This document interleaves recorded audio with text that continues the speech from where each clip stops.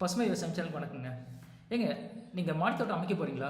அதுக்கான காய்கறி விதைகள்லாம் உங்களுக்கு வேணுமா? கவலையை விடுங்க. இந்த சென்னை மாடித்தோட்ட நண்பர்கள் குழு என்ன பண்ணுறாங்க, 6வது தடவை விதை பகிர்வு அப்படின்ற ஒரு மீட்டப் வந்து சென்னை அண்ணா நகரில் வந்து ஜனவரி மாதம் 24ஆம் தேதி, அதாவது சனிக்கிழமை மதியானம் 2 மணிலேருந்து 5 மணி வரைக்கும் இருக்குங்க. இந்த இடத்துல என்ன நடக்க போகுது அப்படின்னு பார்த்தீங்கன்னா, மாடித்தோட்டம் சில பேர் வச்சிருப்பாங்க, சில பேர் மாடித்தோட்டம் வைக்கணும்னு ஆர்வம் இருக்கும். அவங்களாம் வந்து ஒன்று சேர்ந்து அவங்க கிட்ட விதைகளை வந்து பரிமாறிக்கிறாங்க.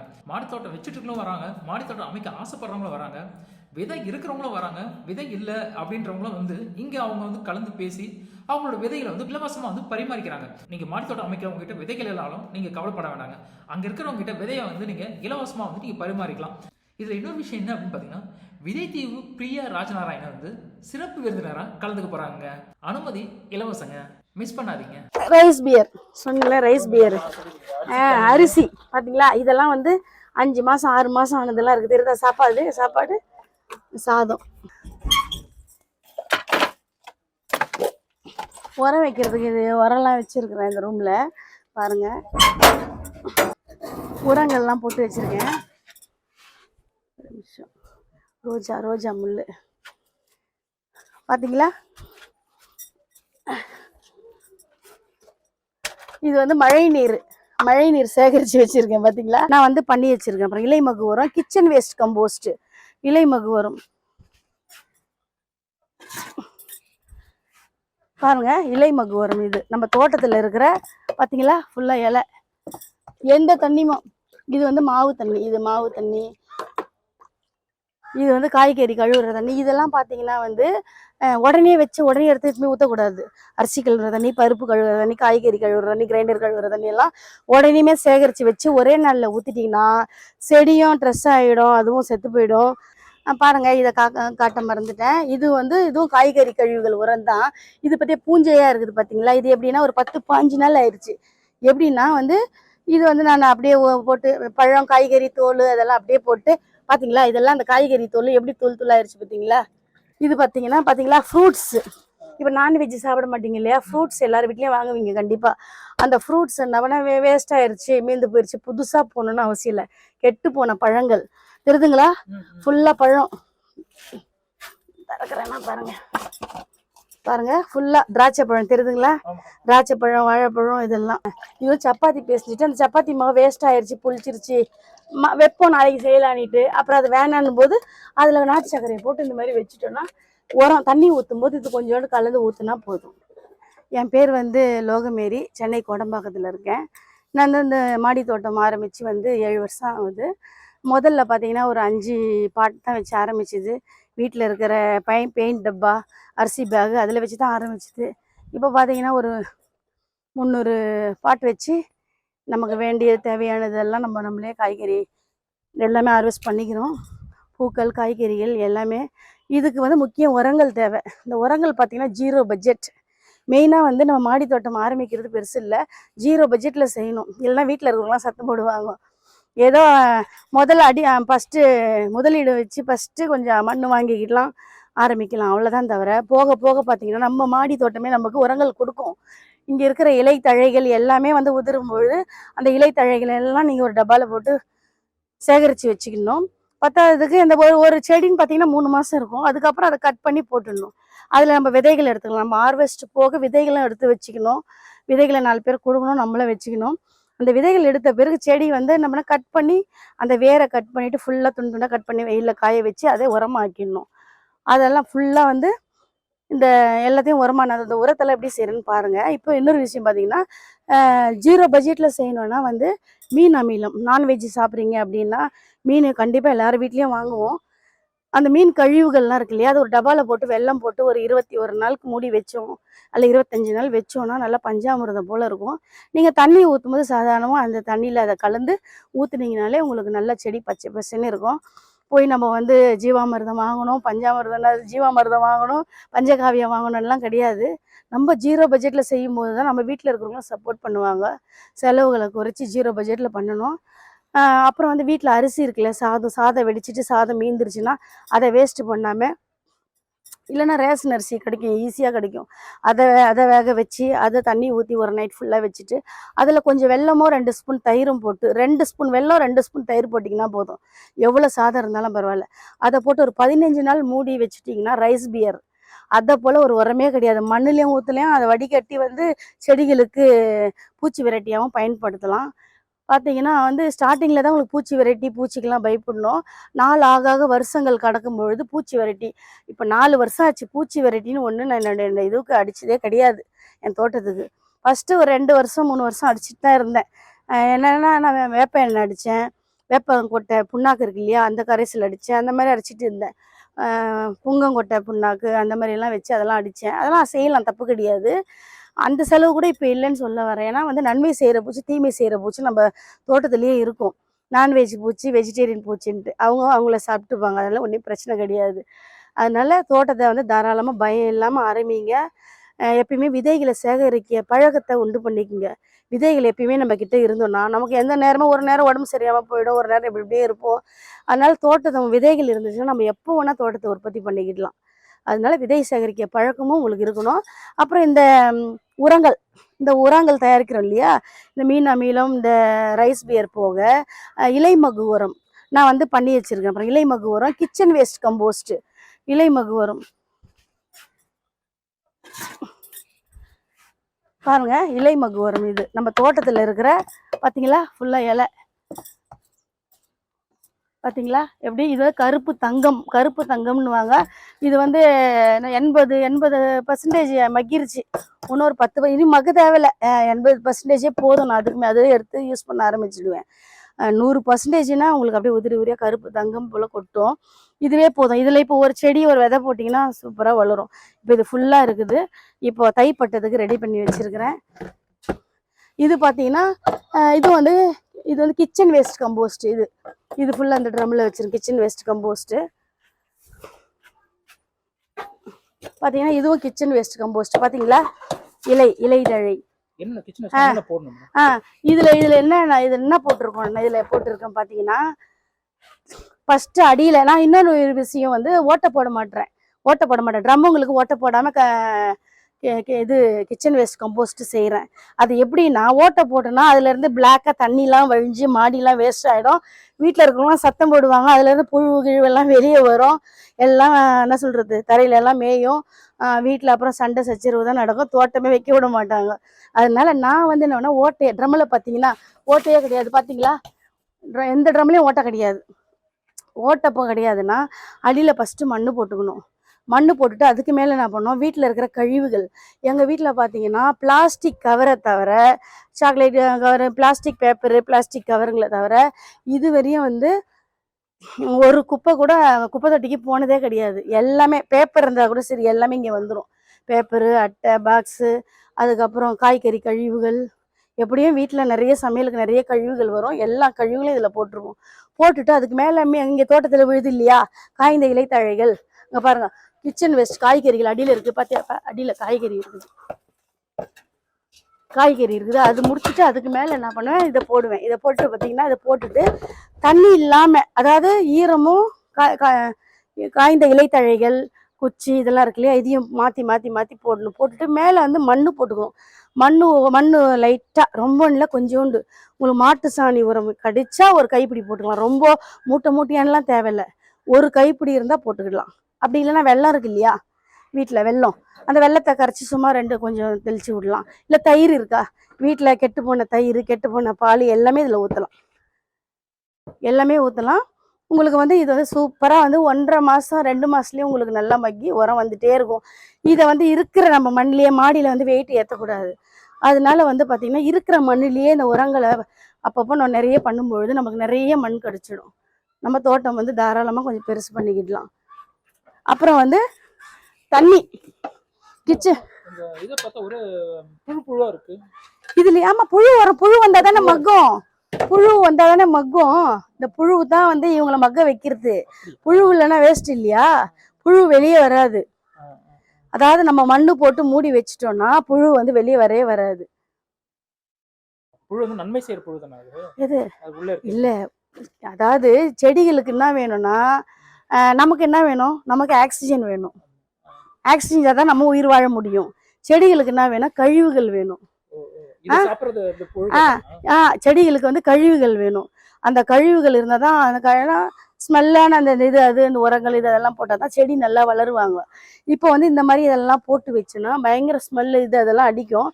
புரியுதுங்களா? அதுக்கு தான் ஸ்மெல் வராத அளவுக்கு தான் நான் என்ன சொல்கிறேன்னா, மேலே மண், காய்ந்த இலைத்தழைகள், மண் அந்த மாதிரி போட்டுக்கணும். இல்லை கொக்கோ பீட் இருக்குல்ல, அதை கூட தூவி விட்டுக்கலாம். இதை போட்டுங்கன்னா இந்த புழுகள் உற்பத்தி ஆகணும். உற்பத்தி ஆனால் தான் உங்களுக்கு நல்லா மக்கும்.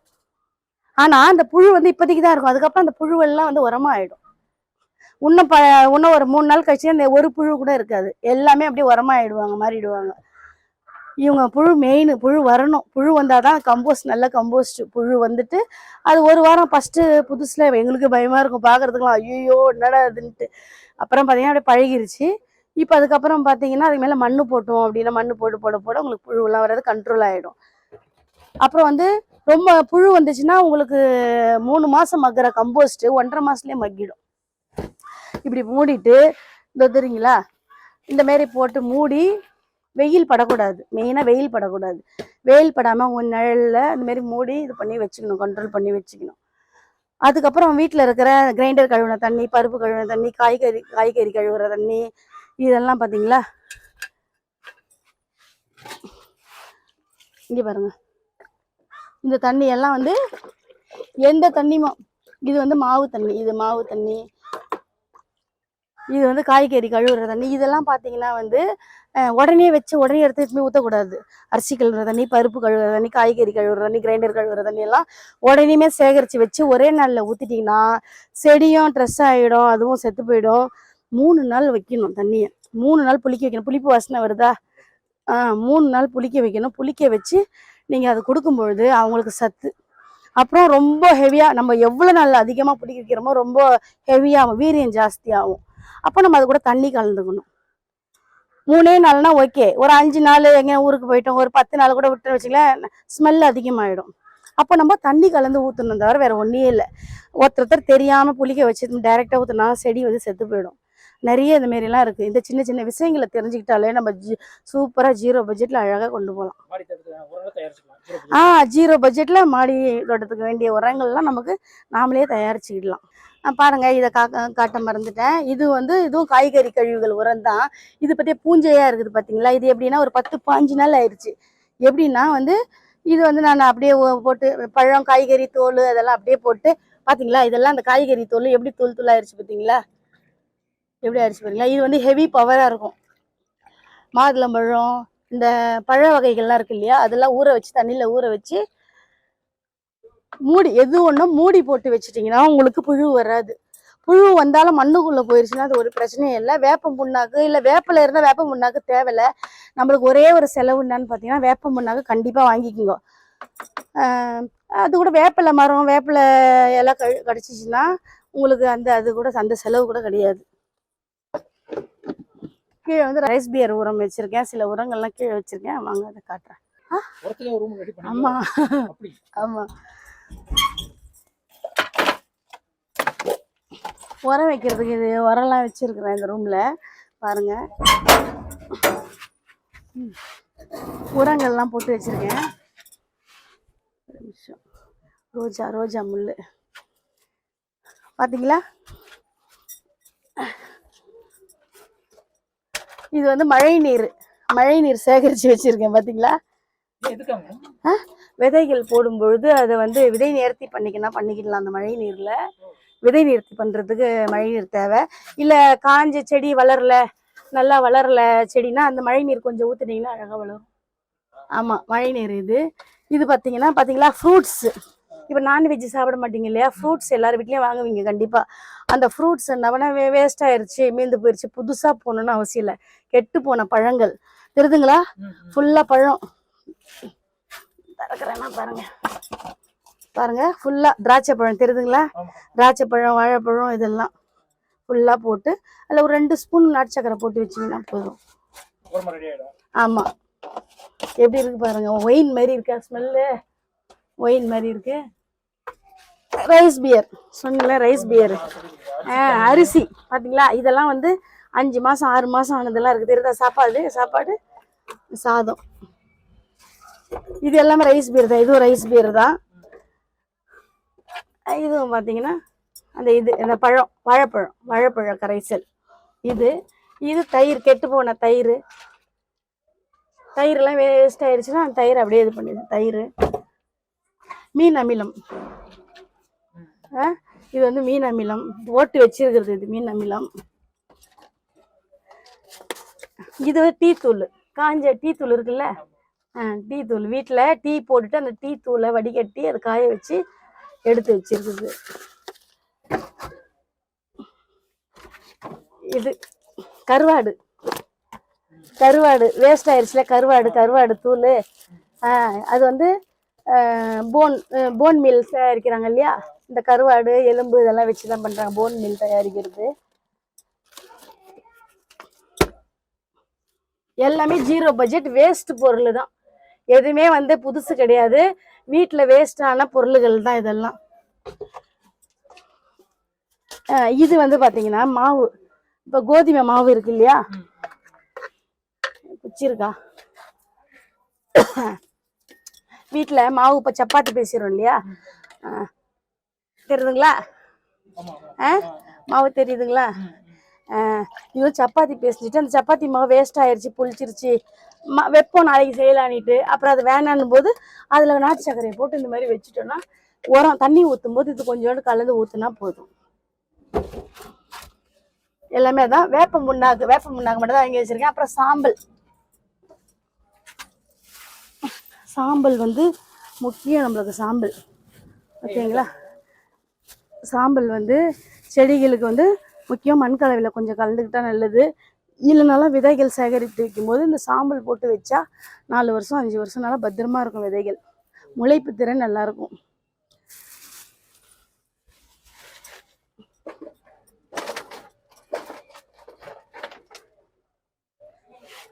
இது வந்து கடுகு கரைசல். கடுகு இருக்கு இல்லையா, 1 ரூபாய் கடுகு, மில் மேக்கரு, இதை ரெண்டுத்தையும் அரைச்சி தண்ணியில் கலந்து வச்சிங்கன்னா ரோஜா செடிக்கெல்லாம் கொடுக்கலாம். நல்லா கொத்தா பூ வைக்கும். இல்லை, எல்லாத்துக்கும் கொடுக்கலாம். கடுகு இருக்கிறதுனால கொஞ்சமாக கொடுக்கணும், தண்ணியில் கலந்து கொஞ்சமாக. ஹீட்டு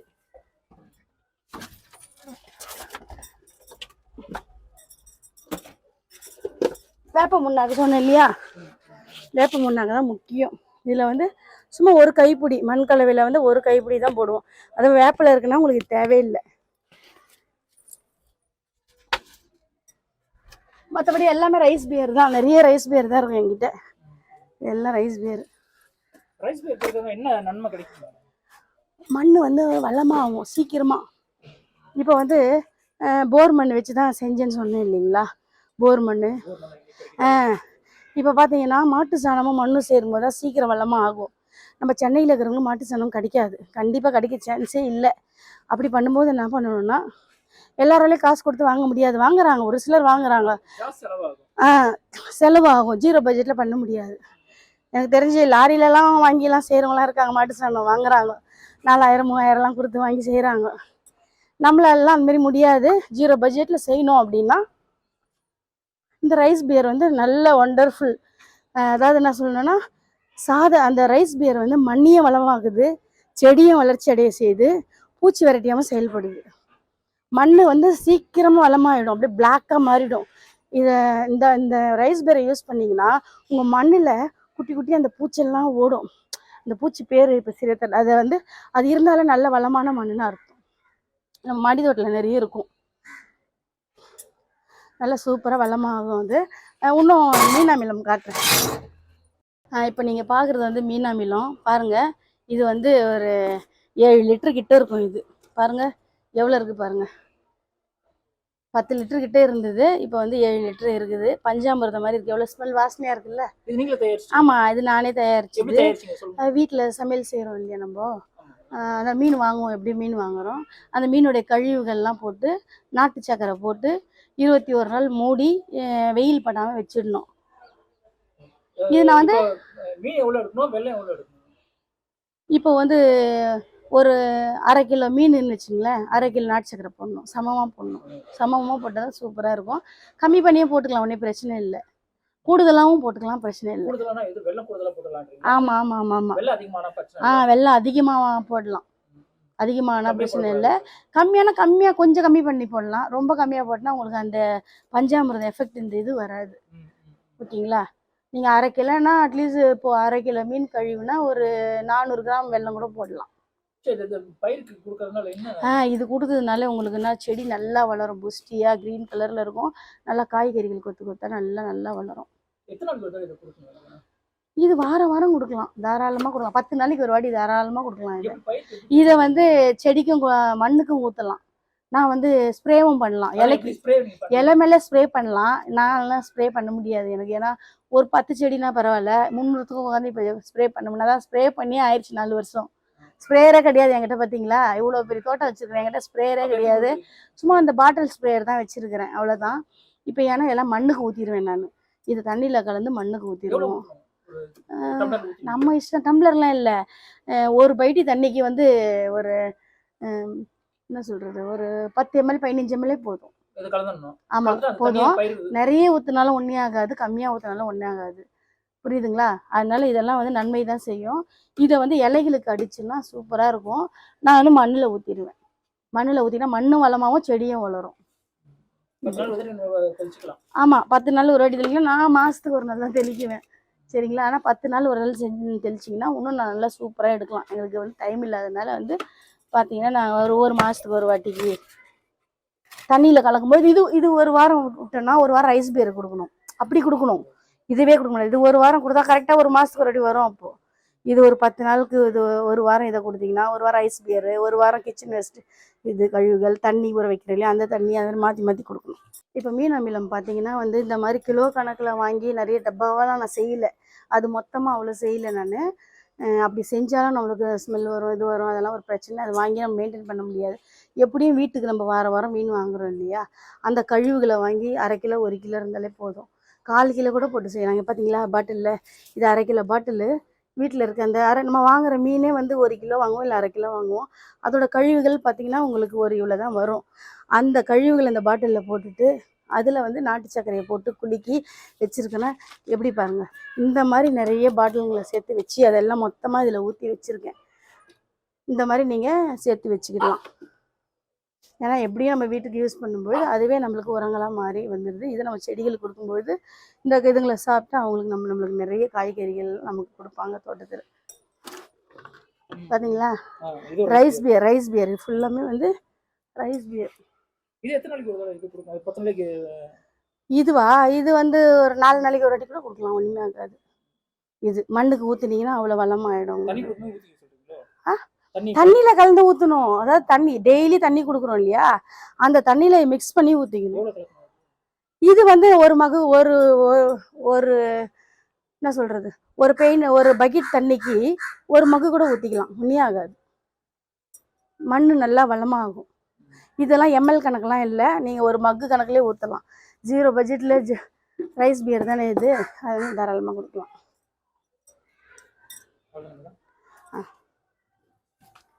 அப்போ நீங்கள் வந்து சொல்கிறது பார்த்தா அப்போ செலவே இல்லாமல் உரங்களை தயாரித்தாதான் வந்து இப்போ மண்ணில் வந்து சத்துக்கள்லாம் அது உள்ளே இருக்கும், செடி கொடி எடுத்துக்கும்.